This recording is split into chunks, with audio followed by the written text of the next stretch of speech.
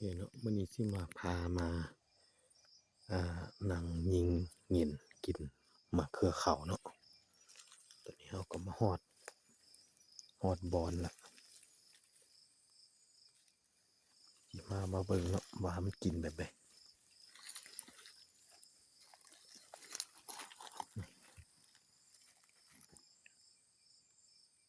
กินบีบออกเนาะ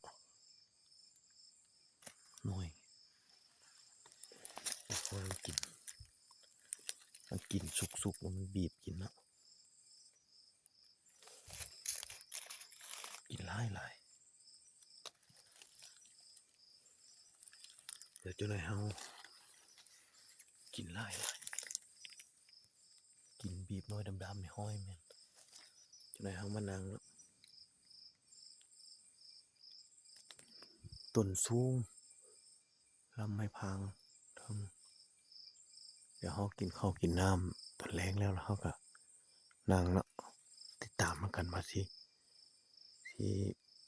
มีเงินเข้าบ่เฮาไปหาบอนเฮานั่งเลยตอนนี้ก็8:30เนาะ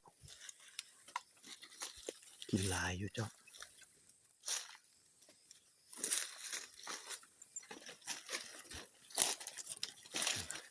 เฮาเฮ็ดซุ่มบอนนอนแล้วเนาะเฮานอนเปเนาะแขนเป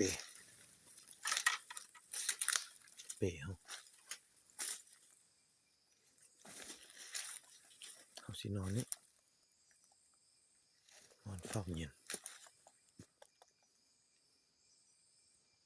แล้วมันขึ้นมานี่เฮาคิดว่ามันต้องมาทางนี้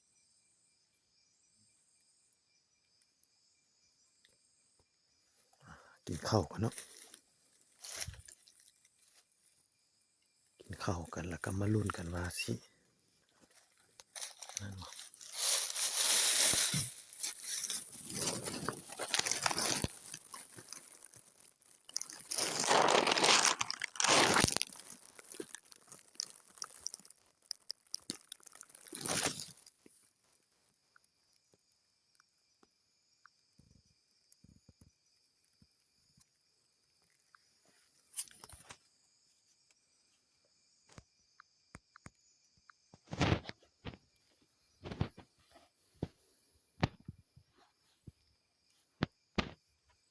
เดี๋ยวเฮากินข้าวกันเนาะ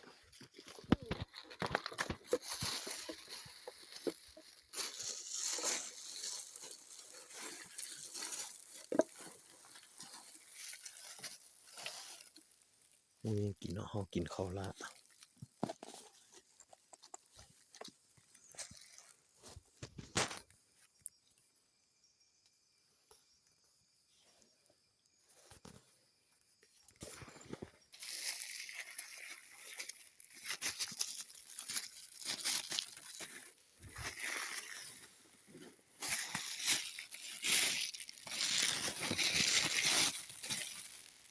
เดี๋ยวกินข้าวก่อน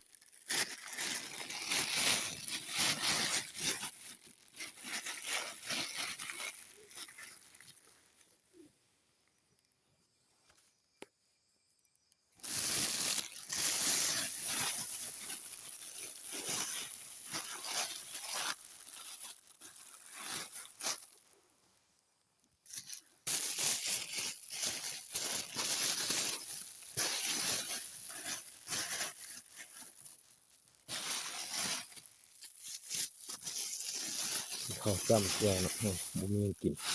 ถ้าปลาเฮาต้องกินอันนี้เจ้าถิ่น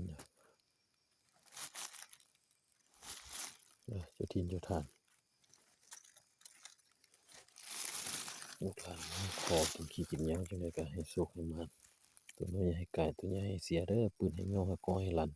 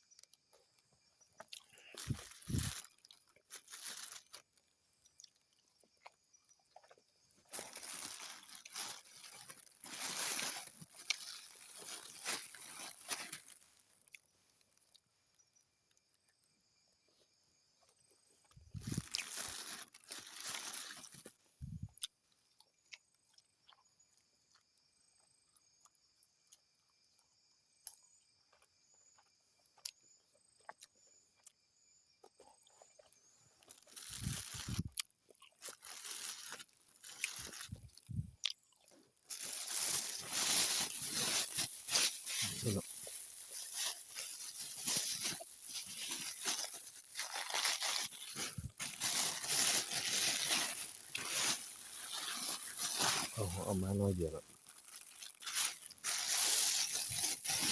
ยืนหกกับหนึ่งสองสามปลากำลังนั่งเลยก็เข้าอิ่มมาก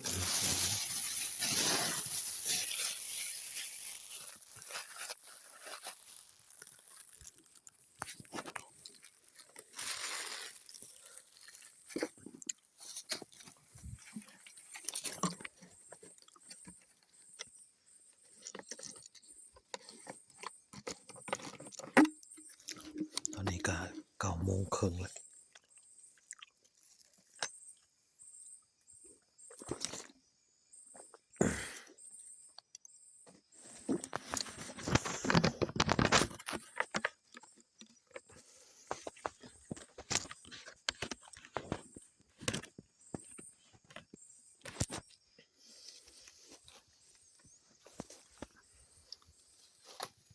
นอนเลยเนาะนอนฟัง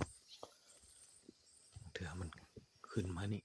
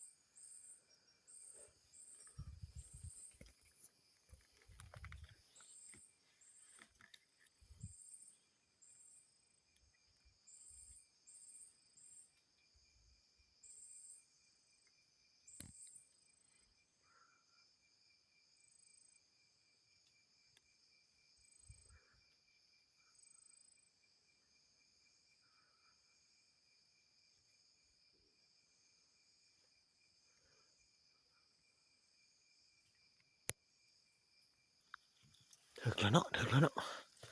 โอ้ค้างแล้วเนี่ยค้างแล้ว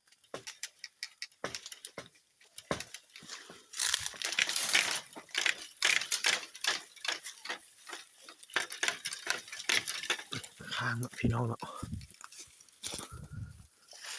วันนี้ก็1:30เนาะ2:00ยังค้างอยู่ถึงโอ้เอาได้บ่อยู่ถึงนะสูงต้องได้ขึ้นต้นคุณหมอโอ้สูงเดี๋ยวสั้นตัว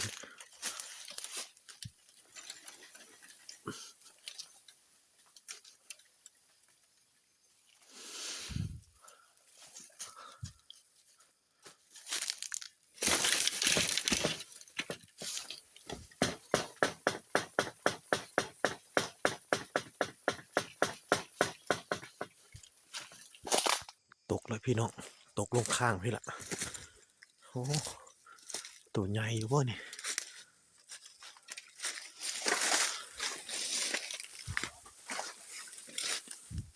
ตกลงข้างโอ้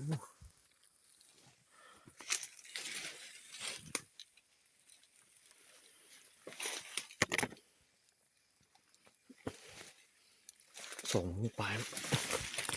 โอ้ใหญ่สมควรเห็นเครือเขาเนาะ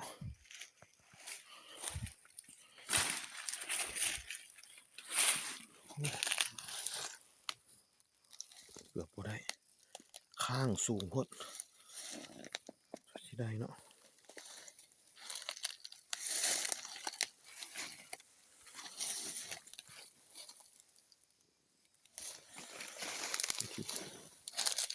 ประมาณ2-3 โลตอนนี้ก็2:00ปลายเนาะ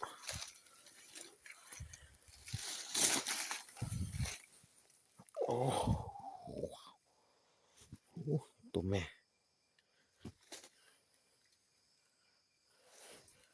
ยิงปิดหน้ามาเนาะยินเสียงมันห้อง2-3 2 ตัวนี่แหละ แต่เขายิงได้ตัวนี้ก่อนมันเอา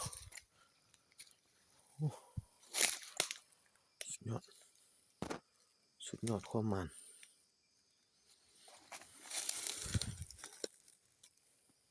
ปีนหน้ามาเนาะ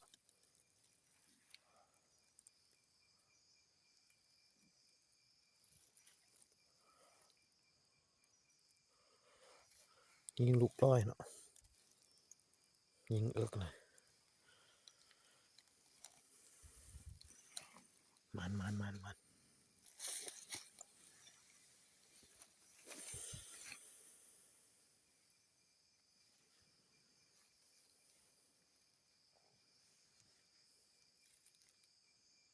ภารกิจเฮาสำเร็จเนาะนางเห็นมื้อนี้ประมาณ3 โล 4 โลจ้ะยิงอยู่เทิงนี่ข้างพอสิเอาได้มัน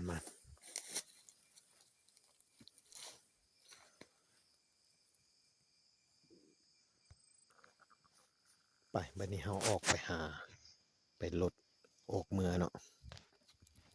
ย่างไปหารถก็อีก2 ชั่วโมงเนาะตอนนี้ก็2 โมงปลาย3 โมงที่แจ้งละได้ยินตัวหนึงเนาะเขาสิออกไปละบัดนี้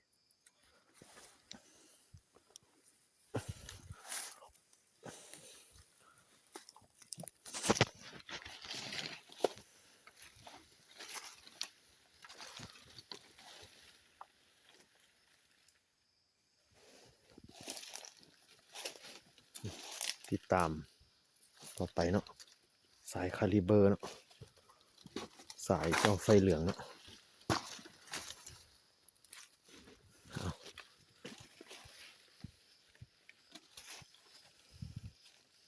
ติดตามตอนต่อไปเนาะสุดหน้าจะมีคลิปใหม่ๆมาอัปเดตเนาะมื้อนี้ก็ได้ตัวหนึงก็โอเคละ3 โล 4 โล 4 โล 5 โลเลยจ้ะโอเค